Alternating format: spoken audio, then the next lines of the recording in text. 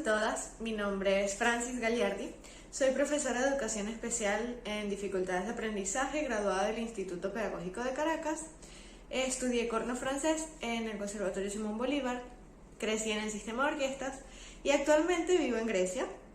Trabajo como profesora en el sistema GRIS, doy las clases de teoría, iniciación musical, corno francés, estoy encargada de una orquesta infantil en uno de nuestros núcleos y además coordino y diseño el programa de jóvenes líderes aquí en Grecia. Hoy estoy muy emocionada y muy contenta porque les voy a hablar de un tema que me apasiona muchísimo y que creo que es de suma importancia para nuestro desempeño docente, que es el conocer sobre las necesidades educativas especiales.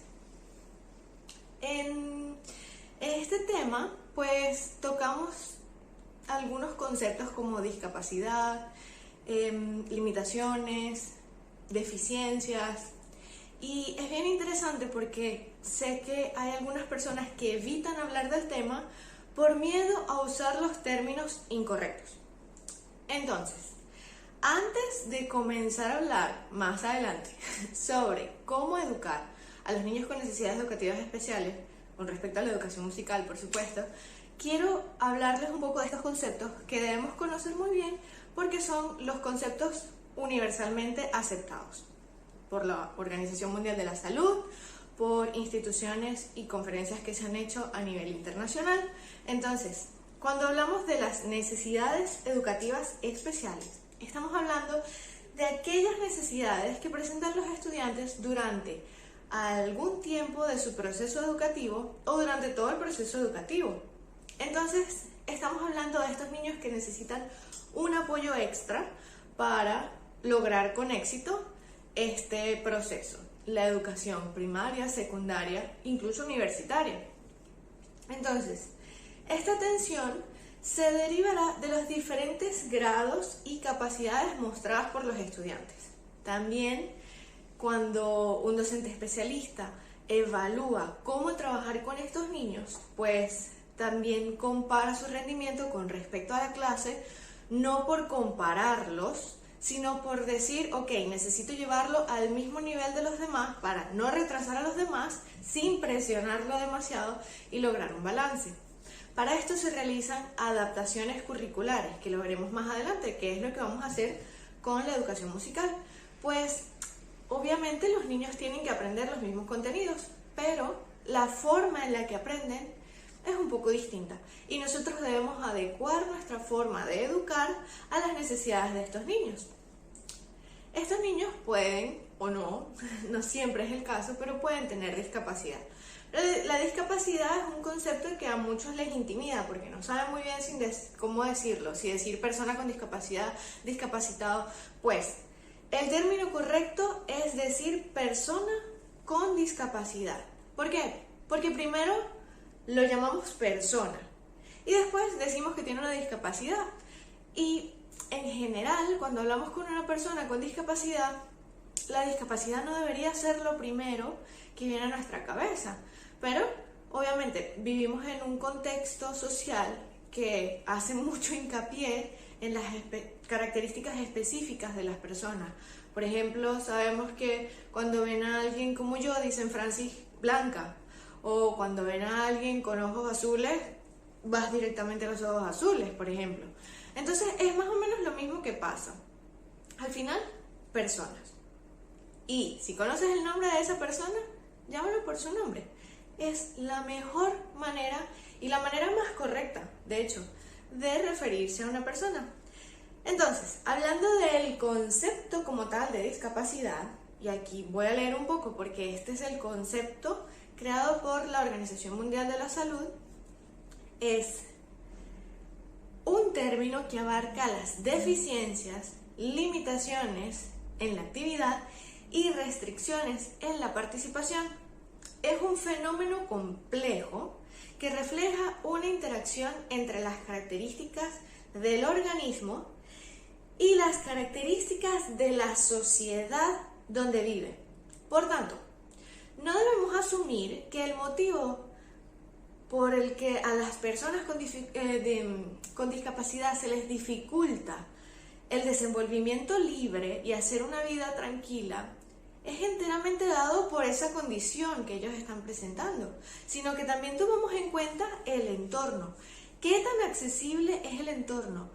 ¿Qué tan bien adaptado están los espacios para que esta persona se pueda desenvolver a su gusto y realice las actividades que quiere realizar?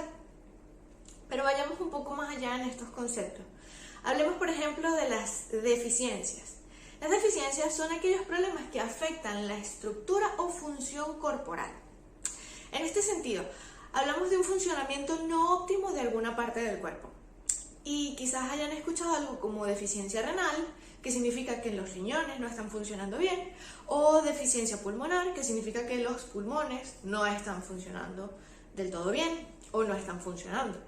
Entonces, ¿qué pasa? Fíjense cómo la discapacidad abarca también este concepto. ¿Qué quiere decir esto? Que una persona con una deficiencia renal también es una persona que está viviendo una discapacidad. Algo también a considerar es que la discapacidad puede ser permanente o puede estar por un tiempo determinado en nuestras vidas. Por ejemplo, me caigo y me fracturo una pierna.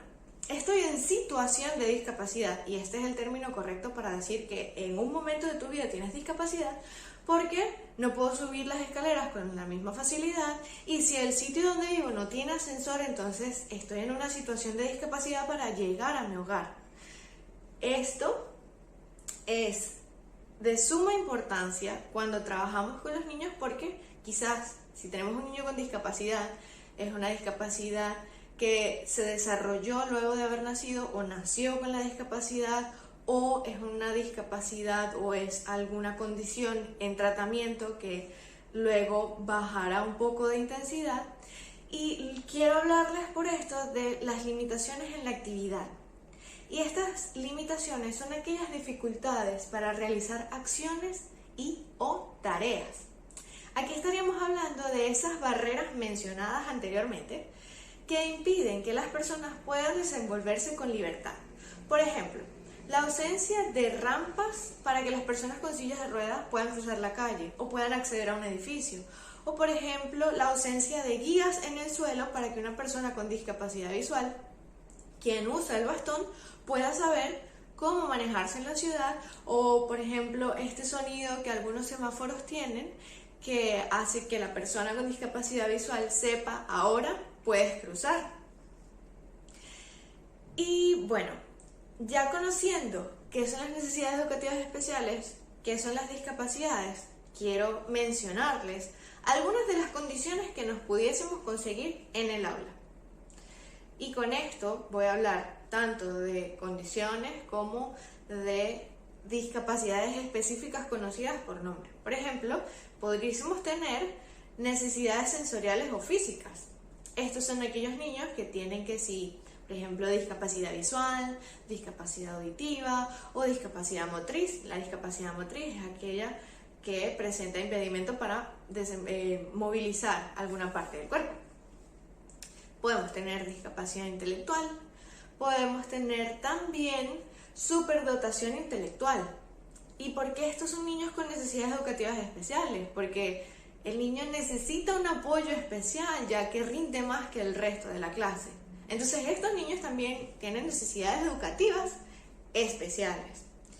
También tenemos algunos trastornos mentales o de conducta o trastornos de comunicación, dificultades sociales o emocionales, situación sociofamiliar. Un niño con una situación sociofamiliar difícil también puede presentar necesidades educativas especiales, dado que algún problema familiar o algún problema en el hogar puede hacer que el niño no pueda rendir de forma óptima en sus actividades escolares. Y otros casos de dificultad en la adaptación. Imagínense aquellos niños que por diferencias culturales no hablan el mismo idioma o se están acostumbrando a la cultura del nuevo país en el que están viviendo o les cuesta ser incluidos en la clase. Estos niños también están presentando una necesidad educativa especial y por ende deben ser abordados de una forma distinta. Y luego está, por ejemplo, el trastorno de espectro autista. También tendríamos algunos síndromes, como por ejemplo el síndrome de Down, pero el síndrome de Down pues es un síndrome en sí que entre sus características los niños presentan alguna discapacidad intelectual, por ende la mencionamos anteriormente. Entonces, no nos asustemos porque en este trabajo nunca estamos solos. El docente nunca es el único trabajando, porque también tenemos especialistas que apoyan al niño y a la familia en distintas dimensiones. Aquí les voy a mencionar a algunos de los especialistas que comúnmente están presentes en el desarrollo de las capacidades de estos niños y que velan por este desarrollo óptimo. Entonces pudiésemos hablar de algunos especialistas como neurólogo o el pediatra o el neuropediatra. Podemos tener psicólogos o psiquiatras, podemos tener docente especialista, terapeuta ocupacional, terapista del lenguaje, fisioterapeuta o terapeutas diversos, por ejemplo, algún musicoterapeuta, entre otros. Entonces, ya que conocemos cómo van estos conceptos y con qué población estamos trabajando, de qué niños, adolescentes o adultos estamos hablando específicamente, pues les hablaré más adelante de cómo abordar estos contenidos con estos niños. Muchísimas gracias. Hola a todos y todas de nuevo, mi nombre es Francis Galiardi y en esta ocasión hablaremos sobre la educación musical para niños con necesidades especiales. Y el primer punto del que quiero hablar es de las adaptaciones curriculares. ¿Por qué se le llaman adaptaciones curriculares? Porque es muy importante que comprendamos que al momento de trabajar con niños con necesidades educativas especiales, es de suma importancia ser constantemente creativos y pacientes. Siempre tendremos días maravillosos donde todo funciona tal y como lo planeamos, todo sale chévere, todo está bien, y tendremos días en los que nos debatiremos si voy por buen camino. Es totalmente normal en la educación, pero en la educación a niños con necesidades educativas especiales, algunas veces la dificultad es mayor. Entonces, quiero que sepan que no existe un currículum establecido para abordar la educación musical a niños con estas condiciones, dado que el currículum a aplicar es el mismo que usarías con una aula típica. ¿Qué significa esto? Pues que los contenidos a abordar serán exactamente los mismos, pero la forma en que se abordan varía. No solo dependiendo del nivel, sino de la clase, la clase en general, el grupo de niños, las condiciones que presente el niño, su estado de humor, necesidades específicas, propósito de la clase y otros elementos que consideres que sean importantes. Es por eso que como docentes debemos desarrollar muy bien nuestra observación y ver cada detalle, conocer muy bien al estudiante para saber si lo que estamos aplicando le está funcionando o no le está funcionando, si lo está haciendo sentir bien o no lo está haciendo sentir bien, si está disfrutando o no y si el aprendizaje sí está llegando. Entonces, los tiempos con estos niños, por supuesto, serán distintos. Cada niño va a marcar su paso y es nuestro deber como docentes prestar mucha atención y respetarlo.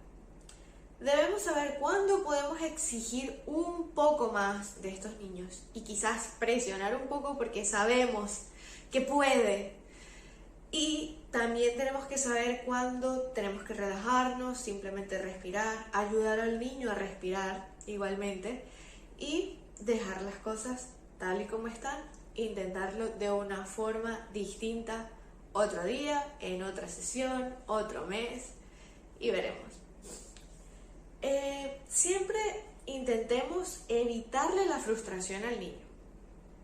Pongámonos en el lugar del niño y conociendo la sociedad en la que vivimos, pues puede tener un apoyo familiar muy grande, pero es un niño que posiblemente está estresado, porque es muy probable que esté bombardeado de actividades y de terapia.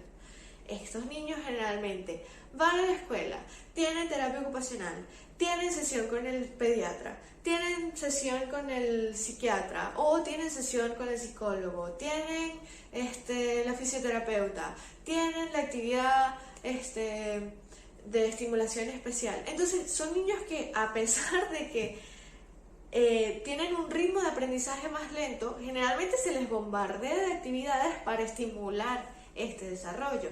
Y no queremos que la actividad musical sea una actividad estresante para él, porque sabemos que cuando el cerebro recibe elementos positivos, entonces empieza a enviar neurotransmisores y hormonas que te hacen sentir placer, te hacen sentir feliz, relaja el cerebro y le dice al cerebro: no tienes que defenderte, quédate tranquilo, estamos en un lugar seguro, vamos a simplemente aceptar lo que viene. Y ahí es cuando el verdadero proceso de aprendizaje ocurre, cuando el niño está tranquilo, cuando se siente feliz, cuando siente placer por lo que está haciendo. En ese momento, pues, todo entra y el cerebro, como una esponjita, absorbe absolutamente todo. Quiero hablarles también de las posibilidades que tenemos con estos niños. Las posibilidades son muchísimas, muchísimas. Y cuando hablo de posibilidades, hablo de qué podemos hacer con ellos en la educación musical. Y pues, algunos probablemente conozcan el coro de manos blancas, que es este coro muy famoso que usa guantes blancos y hace con lengua de señas, muestra la letra de las canciones. También quizás hayan hablado del ensamble Lara Somos.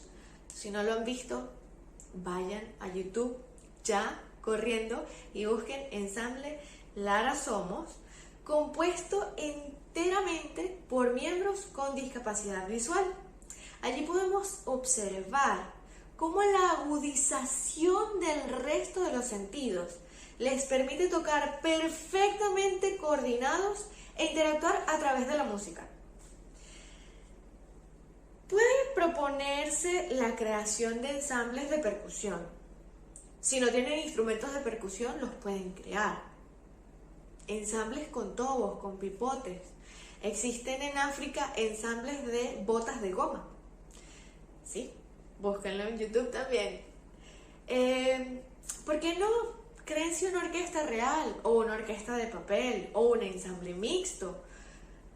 La música tradicional en nuestro país puede verse como un recurso invaluable, pues existe la posibilidad de trabajar con los niños el canto, la percusión, instrumentos y distintos tipos de instrumentos. Y no olvidemos, por supuesto, la posibilidad de crear un coro, un ensamble de percusión corporal y, ¿por qué no?, las dos. Hacemos un coro que incorpora percusión corporal. Como les decía, las posibilidades son probablemente innumerables. Siempre que tengamos presente el respeto por los niños, su velocidad, ritmo y formas de aprendizaje, todo, absolutamente todo es posible. Siempre que tengamos la disposición, la paciencia y la creatividad. Es por eso que les recomiendo en verdad, después de cada clase, sentarse a reflexionar sobre la sesión. ¿Qué hice? ¿Cómo lo hice? ¿Cómo me funcionó? ¿Qué tal respondió el niño o los niños? Y luego pienso qué puedo mejorar, o qué puedo repetir, o qué tengo que modificar, o qué cosas nuevas. ¿Y por qué no le preguntamos? ¿Qué te gustó más? ¿Qué quisieras hacer la clase que viene? Este tipo de preguntas que hagan que el niño forme parte activa de la planificación de sus clases. Esto lo va a emocionar muchísimo y va a ser de suma utilidad para el funcionamiento de sus clases y el desarrollo de un plan. Entonces, quiero también mencionarles un poco sobre la diferencia entre la educación musical en educación especial y la educación musical especial. ¿Qué pasa? Hay un artículo bastante interesante de Osvaldo Lorenzo Quiles y Lucía Herrera Torres, donde comparan estas dos variantes y me parece que lo hicieron de una forma muy clara. Este artículo se llama Fundamentos de Educación Musical en la Educación Especial. Entonces, les voy a mostrar. Es un esquemita que menciona educación musical por un lado y educación musical especial. Educación musical en educación especial, disculpen. Y luego educación musical especial. Son distintas. ¿Por qué? Porque en la educación musical en educación especial, la educación musical es una actividad extra. Se usa con objetivos terapéuticos, contenidos no específicos musicales. Se utiliza la música como un elemento para hacer que el niño se sienta bien, para facilitar otro tipo de contenidos a los niños, pero el objetivo no es que el niño aprenda música, sino que a través de la música se sienta bien, como una terapia. El origen es exógeno, la educación especial de su praxis, trabajo interdisciplinar, educación musical y educación especial. Estamos trabajando ambas juntas. Y la finalidad perseguida de esta variante es musicoterapéutica, reeducación global y o terapia. Pero lo que nosotros queremos hacer realmente es educación musical especial. Y aquí los autores nos dicen que la educación especial, musical especial, tiene objetivos musicales. Nuestro propósito, por tanto, es que el niño aprenda música. Ahora, ¿cómo lo vamos a hacer? Por supuesto, con creatividad. Los contenidos específicamente musicales. El origen es endógeno, es la educación musical en su praxis. O sea, yo busco que lo que se aprenda es la música. Y el trabajo es interdisciplinar, por supuesto, con educación musical interna con la educación especial. No es musicoterapia. No buscamos usar la música como una forma de terapia. Si eso es una consecuencia, que el niño se siente mejor y emocionalmente y físicamente comienza a desarrollarse mejor, pues esas son consecuencias de la educación musical. Pero no es nuestro objetivo, no es nuestro propósito. Y la formación musical, por supuesto. Que el niño sepa de música, que conozca algún instrumento, si su instrumento es su voz, si hay instrumentos externos, y que el niño aprenda también contenidos relacionados a la música en cuanto a conceptos. O sea, es decir, que el niño aprenda figuras musicales, que aprenda notas, que aprenda lo que, como mencioné anteriormente, una clase típica aprendería. Muchísimas gracias a todos por su atención y los espero con ansias para hablar de algunos recursos que podemos utilizar para trabajar con estos niños. Hola a todos y todas, mi nombre es Francis y ahora vamos a hablar sobre los recursos para la enseñanza musical a niños con necesidades educativas especiales. Y el recurso que yo considero más importante, no solo en mis clases con niños con necesidades especiales, pero en todas mis clases, mi recurso principal y más importante es mi plan. Planear es una tarea fundamental para nuestro óptimo desempeño docente. Nuestro plan es la herramienta para tener una secuencia lógica, coherente, y con estos dos lograr nuestras metas planeadas. Pero antes de hablar del plan, hablemos de la variable más importante del plan, o del elemento más importante de nuestro plan. Y este es el objetivo. Sin objetivo no hay rumbo. Los objetivos nos permiten tener siempre en cuenta a dónde nos queremos dirigir.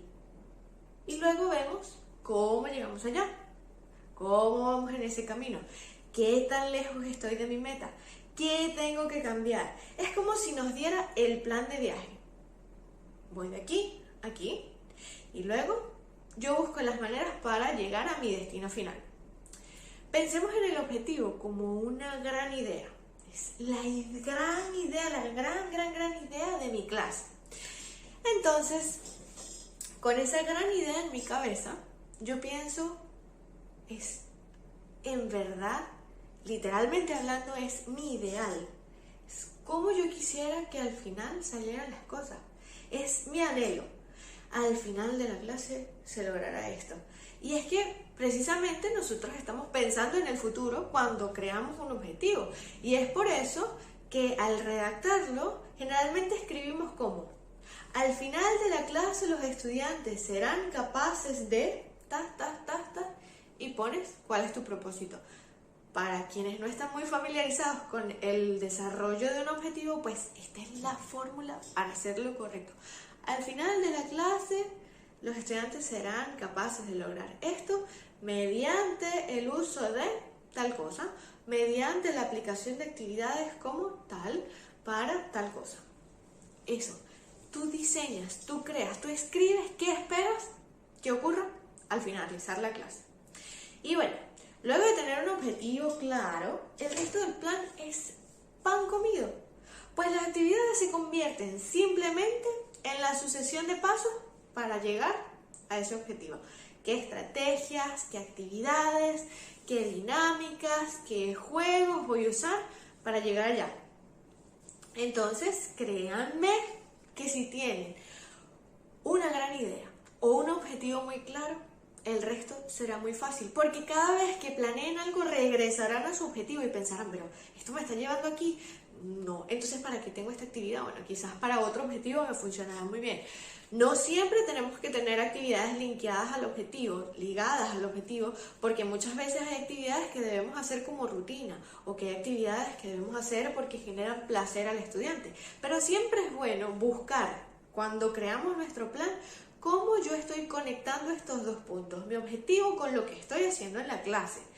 Recuerden luego incorporar en esa sucesión de pasos distintos elementos, como por ejemplo el desarrollo del oído, con algunas actividades melódicas, algunas actividades de repetición de ritmo, algunas actividades de canto. Todo esto desarrollan el oído, desarrollar el ritmo, el pulso interno, algo de entrenamiento vocal si les parece que ustedes están aptas para entrenar vocalmente o cantar correctamente, y lectura. Es muy importante que si vamos a enseñar música, no importa quién se la enseñemos, es en serio, se enseña a leer música porque es como la lectura tradicional de nuestra lengua. La música es una lengua y tiene un idioma, tiene un código y por ende hay que aprendernos el código, y estos niños también deben aprender ese código. Ahora, algo también que tenemos que siempre tener presente es la importancia de la rutina. Para muchos niños con alguna condición es de suma importancia seguir una rutina constante, lo que significa que la clase siempre deberá tener más o menos la misma estructura y que si hay cambios en ella se anuncien. Que decirle al niño con 2 semanas de anticipación y recordarle durante esas 2 semanas, mira, vamos a cambiar esto, o tendremos este nuevo elemento, o cambiaremos la actividad, o cambiaremos la estructura. Porque hay niños a quienes les es indiferente que pasen la clase. Ellos van y ellos lo disfrutan y todo chévere. Pero hay niños que son muy sensibles a estos cambios. Por ejemplo, los niños con trastorno autista, del espectro autista, les cuesta aceptar que hay un elemento que no estaba previsto. Por ejemplo, que la maestra se cambie el color de pelo de una semana a la otra. Hay niños que incluso se distraen demasiado o les afecta que la maestra cambie de ropa cada semana. Entonces me ha tocado en algunas ocasiones usar la misma camisa todos los miércoles, porque ese día trabajaba con una niña con autismo y describía en detalle mi camisa cada vez que yo llevaba una camisa nueva, y entonces perdíamos la mitad de la clase porque ella estaba viendo mi camisa y describiéndola. Pero cuando ella veía que yo tenía la misma camisa de la semana pasada, ella hacía como en su cabeza un check. Ya esta camisa la describí, ya no necesito volverla a describir. Entonces podíamos empezar la clase. Este tipo de cosas ocurren en los salones.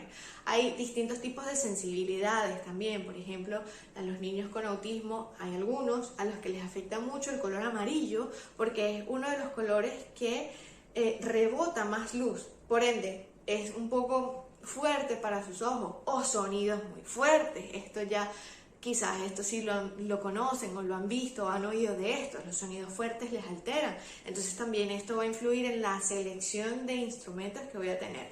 Pero bueno, sin desviarnos demasiado, volviendo a la rutina debe ser anunciada cada clase a los estudiantes. Se sugiere decir algo como: el día de hoy tendremos varias actividades.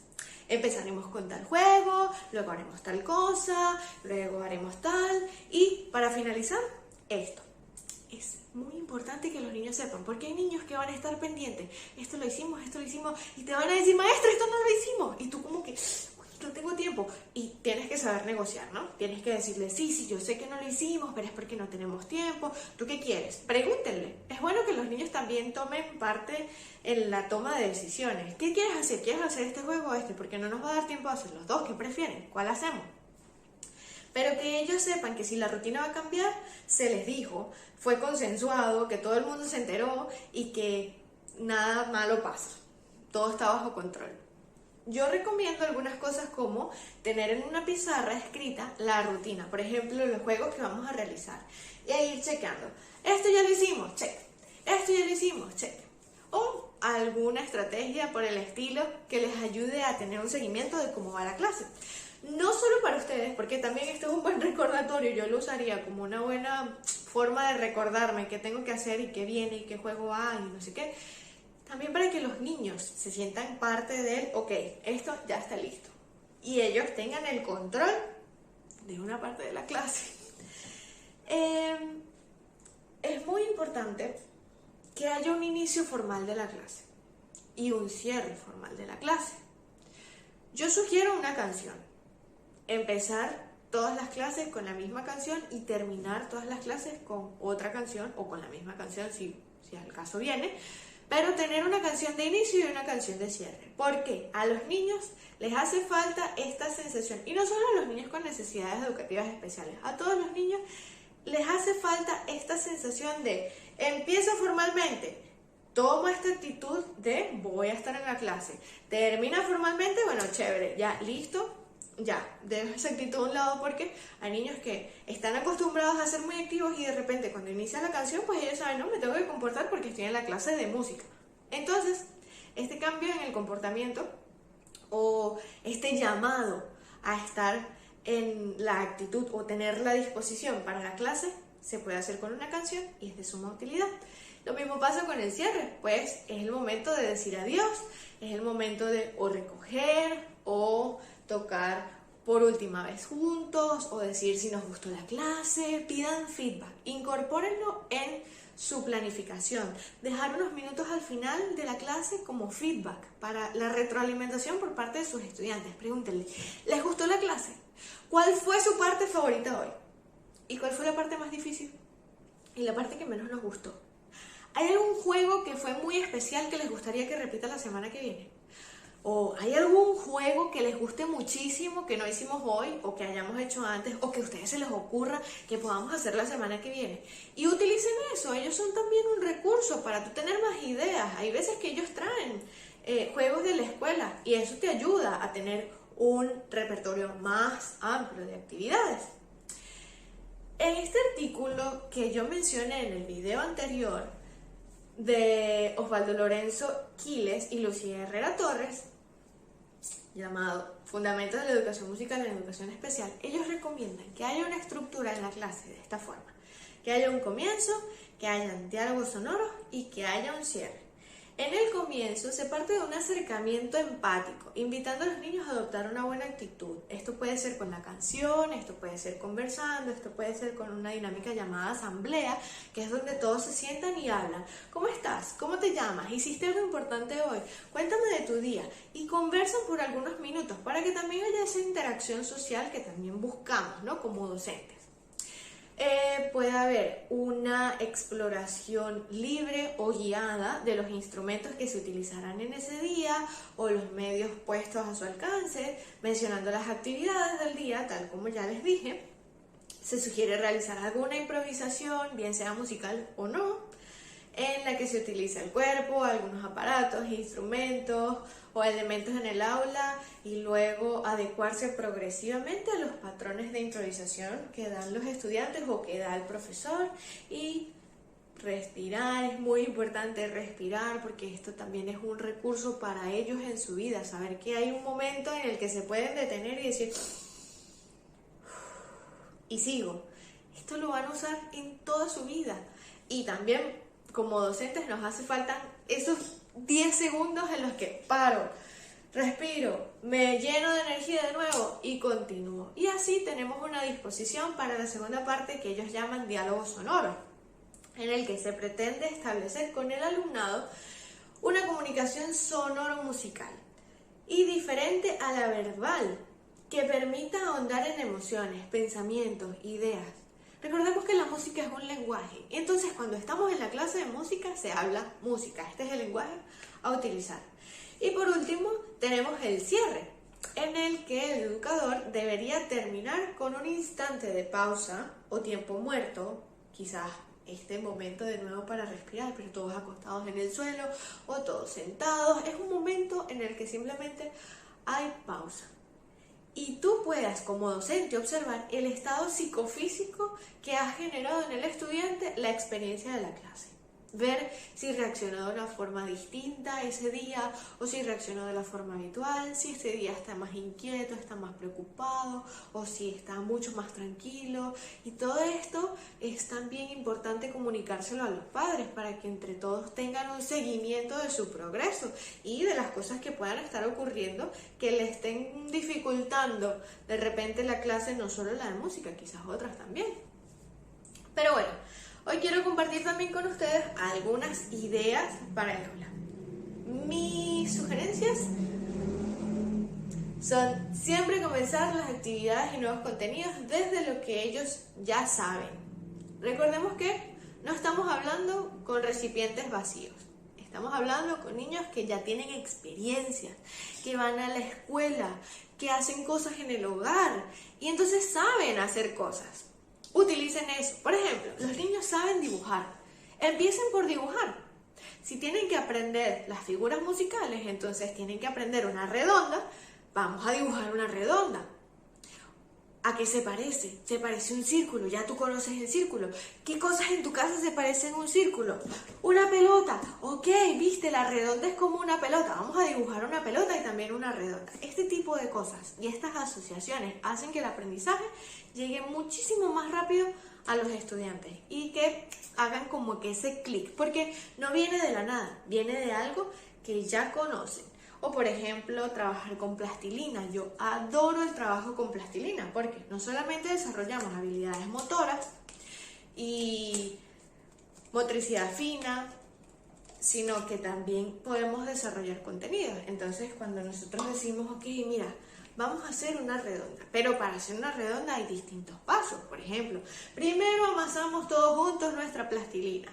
Y entonces, claro, aquí estamos trabajando otro proceso cognitivo súper importante que es el seguimiento de instrucciones. Primero amasamos nuestra plastilina y luego hacemos un chorizo con nuestra plastilina. Paso 2. Recuerden, por favor, con estos niños es muy importante que se vaya dando cada paso individual. No es que le digan algo como, vamos a amasar la plastilina, hacer un chorizo y unir el chorizo. Ya le estás dando 3 instrucciones. Vamos mejor una por una. Amasamos, ahora estamos en la parte del chorizo, ya tenemos nuestro chorizo. También recuerden mostrar también qué es lo que están haciendo, porque los niños pueden aprender de forma visual o de forma auditiva o de forma kinestésica. Aquí las estamos incorporando las 3. Estoy narrando lo que hacemos, estoy mostrando lo que hacemos y lo estoy haciendo porque ellos también lo están haciendo. Entonces luego decimos, vamos a unir nuestro chorizo y ¡oh! Tenemos un círculo. Uf, mi chorizo a veces se separa, pero bueno, nada. Como es plastilina, lo puedo unir. Y digo, ¡oh! Mira, tengo un círculo. ¿Qué es este círculo? Una redonda.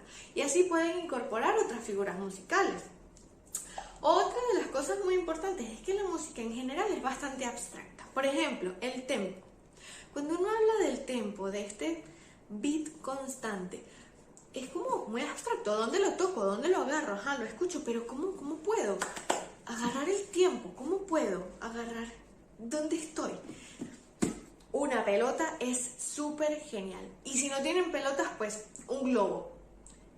Y nosotros llegamos y decimos, ok, vamos a lanzar la pelota en el número 1. 1, 2, 3 y 1, 2, 3 y 1, 2, 3 y 1, 2, 3 y luego lo cambian.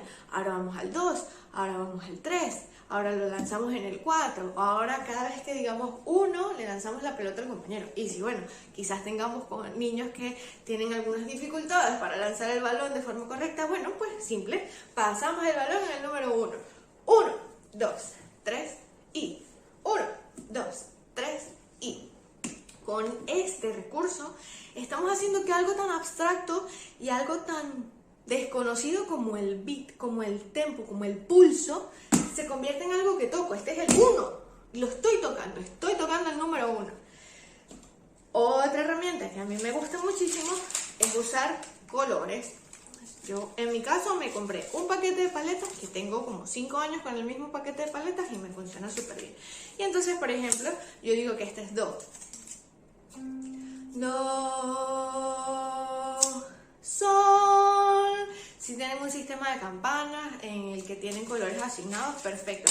Hay algunas ocasiones en las que los colores cambian, pero bueno, vamos a decir que en esta ocasión yo voy a llamar Do a este color y Sol a este. Y entonces cada vez que yo muestro mi color rojo, cantamos Do, Do, Sol, Do, Sol, Sol, Do, Sol, Do, Sol, Do. Genial, pues también está el desarrollo del oído y del canto. Podemos cantar la escala de Do, que a mí me parece que es una de las maravillas por su simplicidad. Una de las actividades más maravillosas que yo hago con todos mis niños en iniciación, en teoría, con necesidades educativas especiales, es cantar la escala de Do mayor. Porque te presenta una secuencia lógica y muchos niños ya lo conocen incluso antes de saber que podían conocer música. Entonces, acompañar de forma armónica esta escala para que tenga sentido lo que estén haciendo, porque si yo solo canto Do, Re, Mi, Fa, Sol, La, Si, Do, ok, suena bonito, pero cuando yo hago Do, Re, Mi, Fa, Sol, La, Si, Do,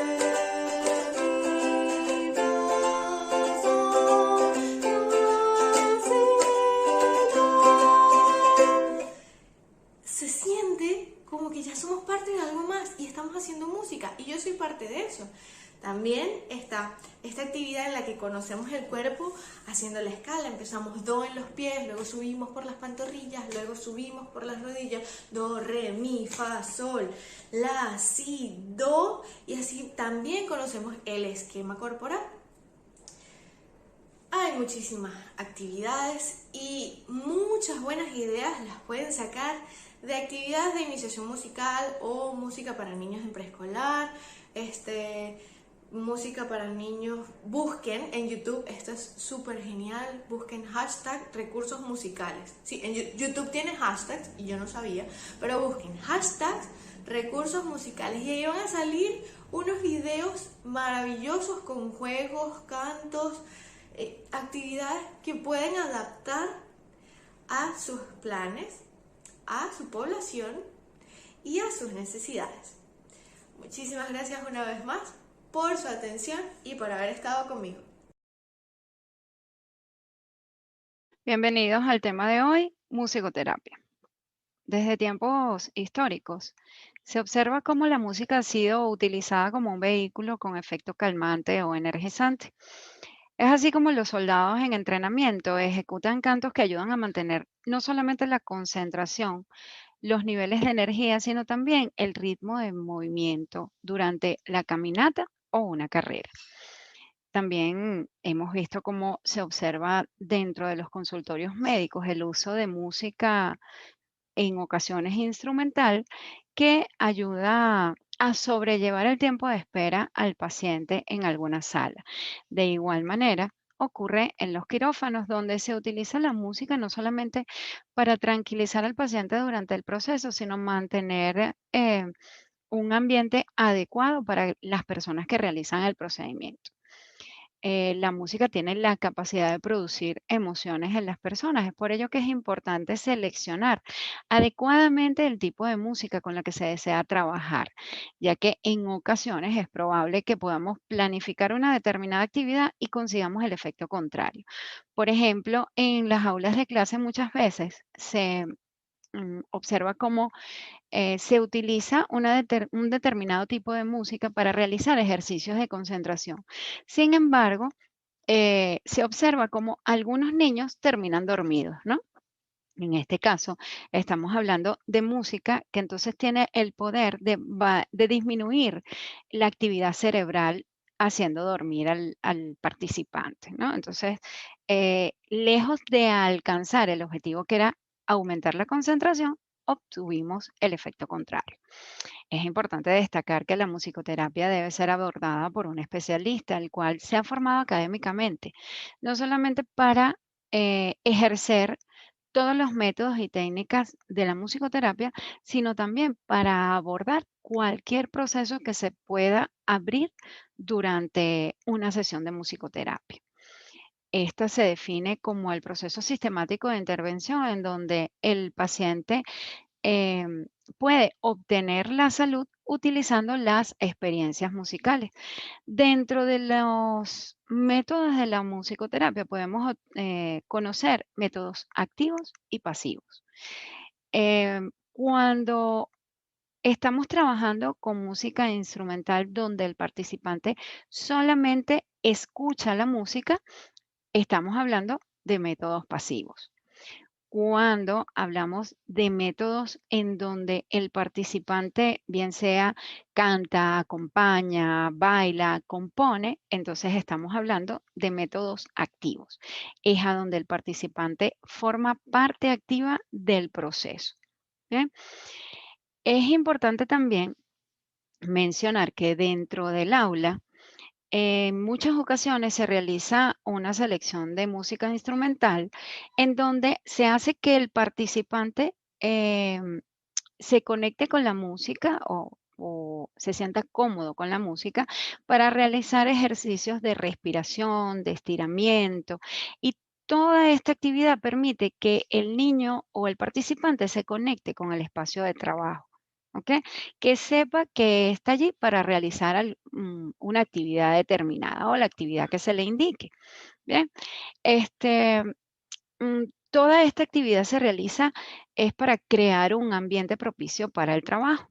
En este caso, hablamos entonces de un método em, receptivo donde el niño escucha la música y entra en conexión con el ambiente de trabajo. ¿Ok? Para trabajar la música dentro del aula, podemos también hacer de alguna manera como un diagnóstico, seleccionando previamente las canciones del interés de los niños, bien sea por géneros, por nombres, por ritmos, ¿ok? Que sean de su agrado, para posteriormente luego de aprenderlas, de cantarlas, podemos entonces formar parte activa de este proceso, acompañándola no solamente con instrumentos musicales, sino trabajar también la parte de la expresión corporal, acompañamiento con las palmas, realizar ritmos con percusión corporal. Bien, en este caso estaríamos aplicando la musicoterapia recreativa, la cual, como su nombre lo dice, busca un espacio de esparcimiento entre los participantes. ¿Bien? En muchos ámbitos educativos se observa el uso de ejercicios de relajación. En muchos casos, digamos que al momento de entrar al aula o también cuando los niños vienen de alguna actividad física. Sin embargo, no se consideran prudentes este tipo de ejercicios, ya que em, la música tiene la posibilidad o la capacidad de cambiar los estados de ánimos y abrir sensaciones, las cuales pudiesen también, digamos que, poner sobre la sesión un proceso abierto, bien sea de ansiedad, de tristeza, que deben ser tratados por los especialistas. Bien. Em, Dentro de las aulas de clases es muy recomendable el uso de la musicoterapia recreativa, como se sugirió en el ejemplo anterior. Sin embargo, pudiésemos profundizar un poquito utilizando el método de composición, en donde con los participantes vamos a generar o a hacer que ellos generen un tema determinado y cada uno de los niños expresará ideas o frases acerca de este tema, que posteriormente, con ayuda de la persona que dirige la actividad, pues entonces le vamos a colocar un ritmo, una melodía a esas frases, ¿bien? Y esto finalmente conformará una canción en donde el niño incluso podrá acompañarlo con los instrumentos, podrá acompañarlo de la expresión corporal, haciendo que el trabajo sea mucho más integral. Bien, espero que haya sido de su agrado, que tengan un excelente día.